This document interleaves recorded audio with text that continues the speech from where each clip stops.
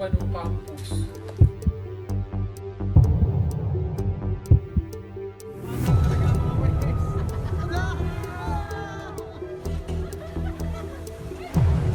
Have you ever imagined a place where the sea does not carry blue waves but only garbage, oil, and a strong stench? Here, survival hangs by a thread, a razor-thin line between fighting on and giving up. Just beyond the roaring cranes and stacked containers of Manila's northern port lies a hidden world, one you won't find in glossy travel guides or the news. Like the forgotten corners of Detroit or rural Appalachia, these slums are a reminder of what happens when systems fail the most vulnerable. Yet, in the filth and danger, people build homes, raise kids, and push forward with raw grit. This isn't a travel documentary about perfect beaches or bustling markets. It's about real people, real struggles, and the kind of resilience that makes even the toughest guys stop and think, what would I do in their shoes? Join us as we dive into the heart of Manila's slums, the place where I thought survival was impossible.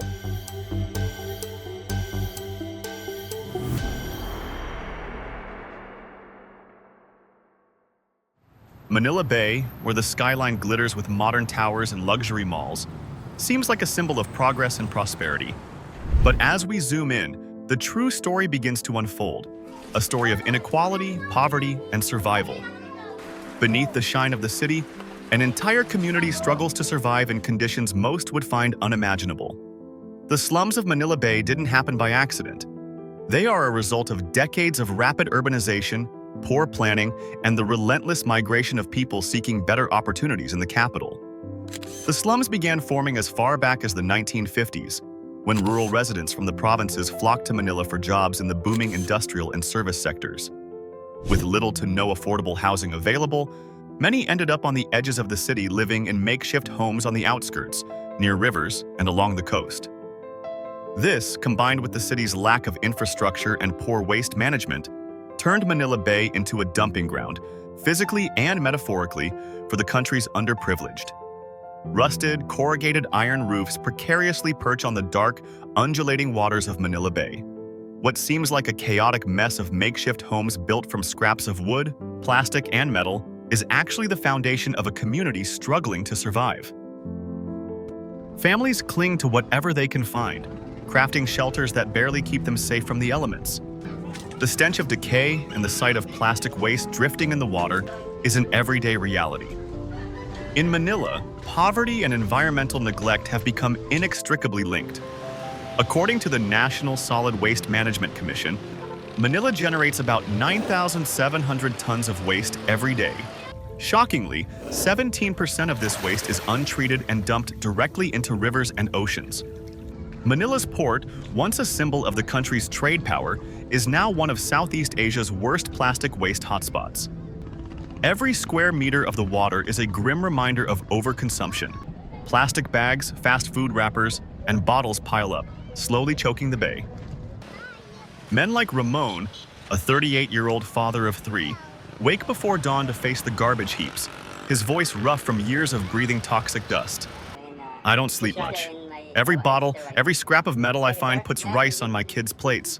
If I stop, they starve. Each day, Ramon wades through piles of rotting waste, his hands scarred from sharp glass and rusted cans, searching for anything worth a few pesos. The work is grueling, 12-hour shifts under the scorching sun, with no gloves, no breaks, and no safety net. Last month, a cut from a broken bottle sent him to a makeshift clinic, costing half his earnings. But he keeps going, driven by the thought of his youngest daughter, Anna, who dreams of school.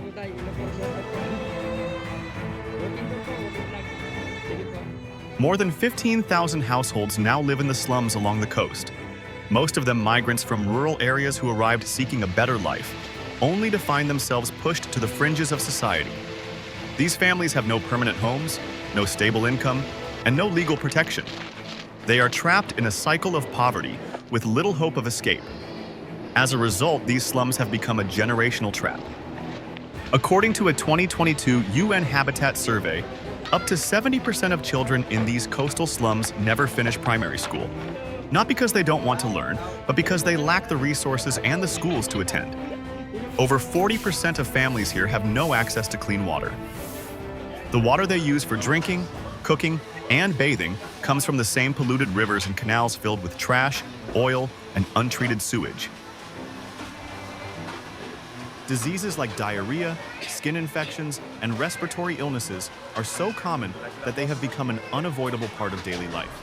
These diseases are not seen as emergencies, but rather as the rhythm of existence in a place where survival takes precedence over everything else.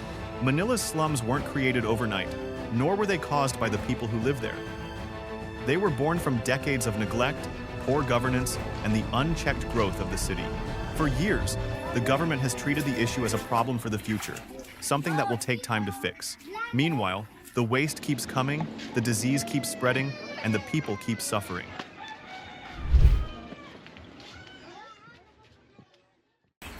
Can you imagine what life is like for the women living there? Around 40% of the population in these areas consists of women, many of whom are the primary breadwinners in their families.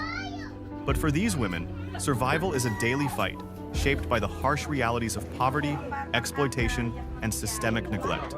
Most of these women have no choice but to resort to whatever means they can to make ends meet. In an environment where opportunities are scarce, they turn to scavenging, picking through heaps of garbage in search of plastic, metal, or anything they can sell for a few pesos. They brave dangerous conditions, sorting through hazardous waste, often without gloves or protective gear, exposing themselves to sharp objects, bacteria, and the risk of serious illness. In addition to scavenging, many women find work in the underground economy, including in karaoke bars that double as fronts for illegal activities.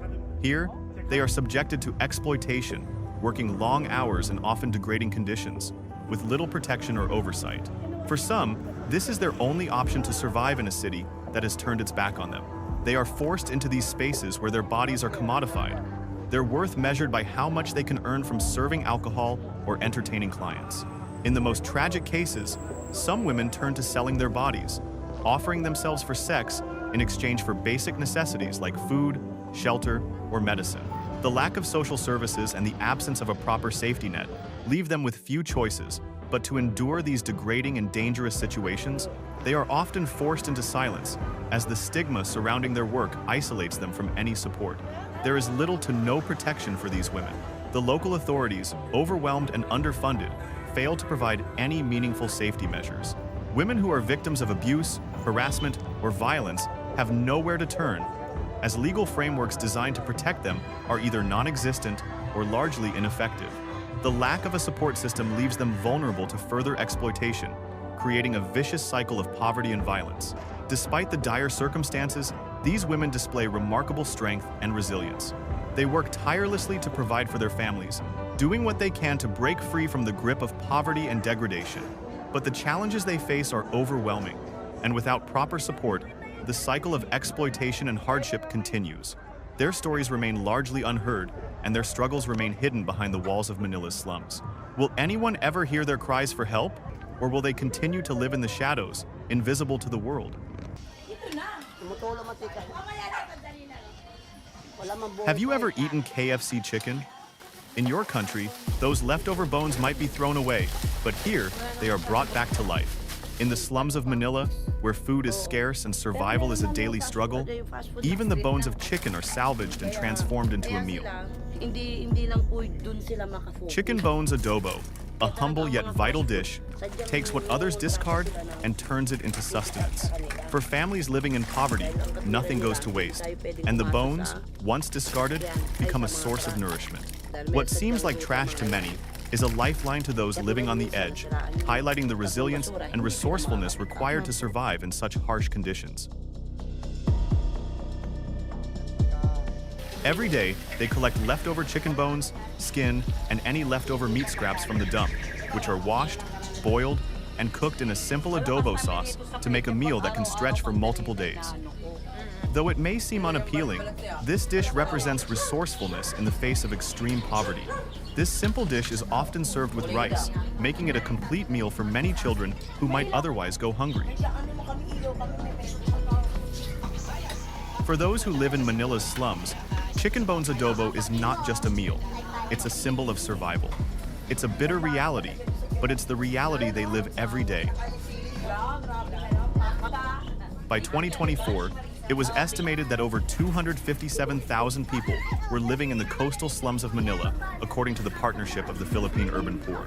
To put that number into perspective, that's the population of a medium-sized city, all without legal rights to their homes. These families live in homes barely larger than 15 square meters, a space where 5 to 8 people eat, sleep, and cook together.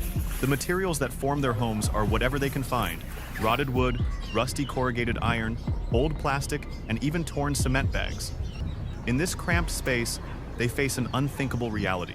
There is no reliable electricity, no clean water, and no sanitation or waste treatment system. Just imagine the basic act of washing your face with water scooped from the sea, water contaminated with 17% of Manila's daily waste, according to the National Solid Waste Management Commission. A 2021 study by the Philippine Environmental Management Agency found that the E. coli levels in the coastal waters of Manila were 100 times higher than what is considered safe. And yet, this polluted water is where people wash their clothes, bathe, defecate, and even sometimes find food. With no other choice, styrofoam boxes are repurposed as boats, and garbage bags are hauled up to be sorted. Plastic bottles and aluminum cans are exchanged for a few coins, enough to buy rice, fish sauce, and salt. Education here is a distant dream. A 2023 survey by Save the Children Philippines found that 64% of 7 to 12-year-olds in these coastal areas are unable to read. Many of them have never been registered in any civil records, meaning they have no birth certificates, and without that, they cannot access public schooling, healthcare, or even register for exams. For these children, the future seems even more hopeless.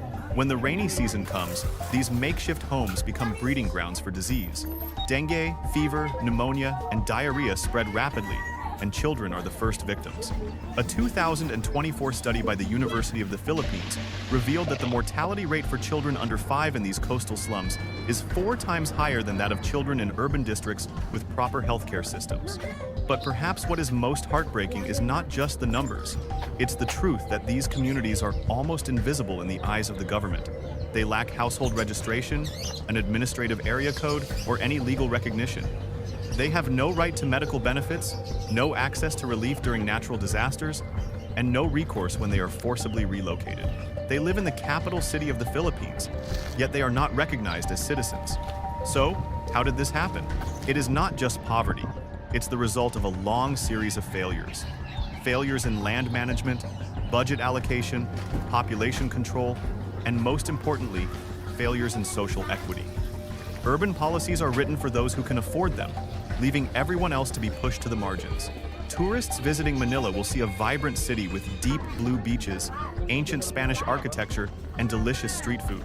But they will never see the dilapidated roofs hidden behind the harbor, the starving children scavenging for scraps under the blistering sun, or the mothers washing clothes in water that reeks with contamination. This is the reality of the Manila slums, the part of the city that society prefers to ignore. Though these slums are often absent from official maps, they have not been forgotten. In the face of a slow and chaotic public administration, the people here have taken matters into their own hands, creating pockets of light amidst the darkness.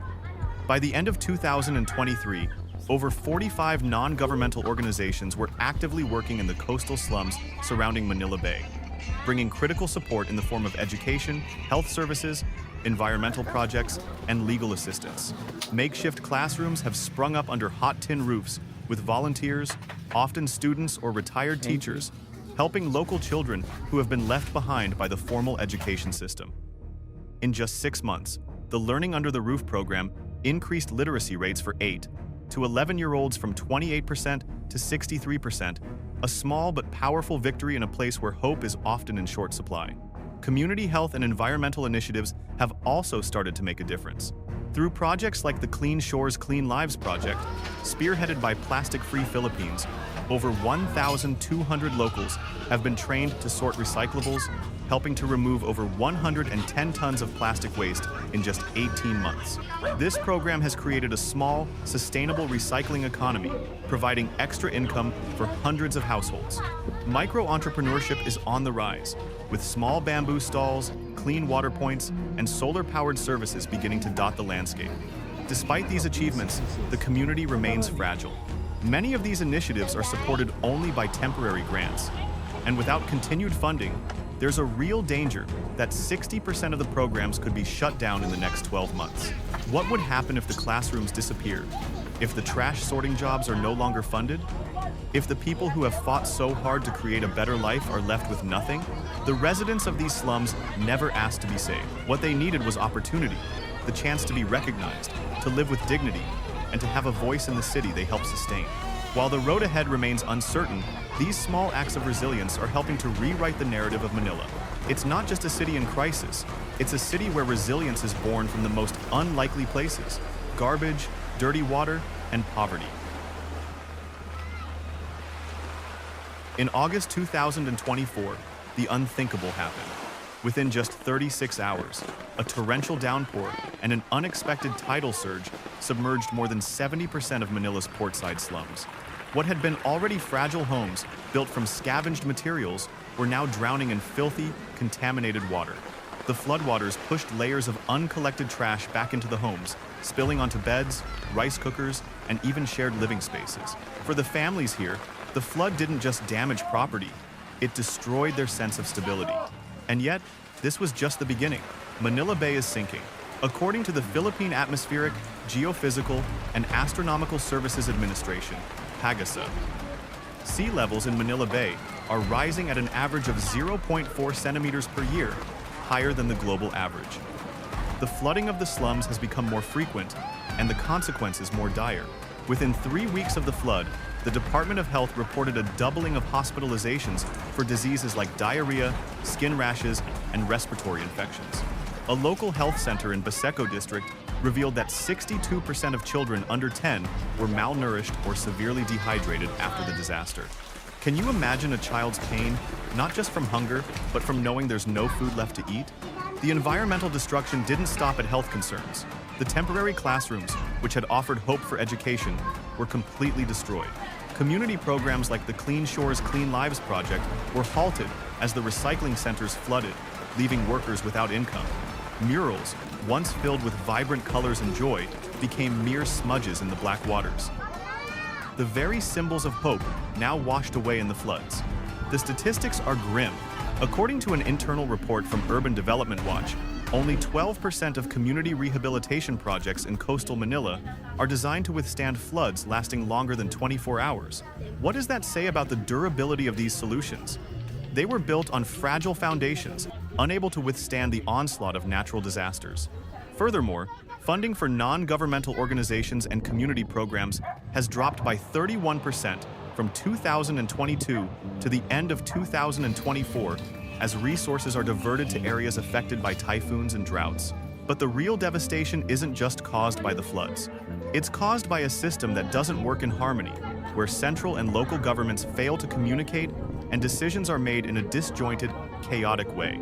Forced relocation orders have been issued without clear plans, and health services have been slashed due to budget cuts. So, what are the families supposed to do? Where do they go when floodwaters rise on one side and eviction orders loom on the other? In desperation, many families have been forced to sell their last possessions, rice cookers, metal doors, just to afford clean water, medicine, or pay off debts they've incurred from the flood's aftermath. A study by the Asian Development Bank shows that 53% of households in Manila's coastal slums are trapped in a cycle of recurring debt, borrowing to pay off old loans just to survive another day. But for the families here, it's more than just a cycle. It's a never-ending struggle for survival. Have you ever known someone who had to sell their roof just to buy cold medicine for their child? For the people of Manila's slums, this isn't an isolated tragedy. It's a reality that plays out every rainy season. A single storm can destroy more than a roof. It can wipe out a future. And with the constant cycle of floods, debt, and displacement, how much longer can this system survive? Thank you for taking the time to watch and learn about the struggles and resilience of those living in Manila's slums. I hope this story has given you a deeper understanding of the challenges they face daily. Their story isn't just one of hardship, but also of strength and determination. Please don't forget to share this video so more people can learn about these untold stories. We appreciate your support and look forward to seeing you in our next video. Stay tuned for more powerful stories from the heart of our world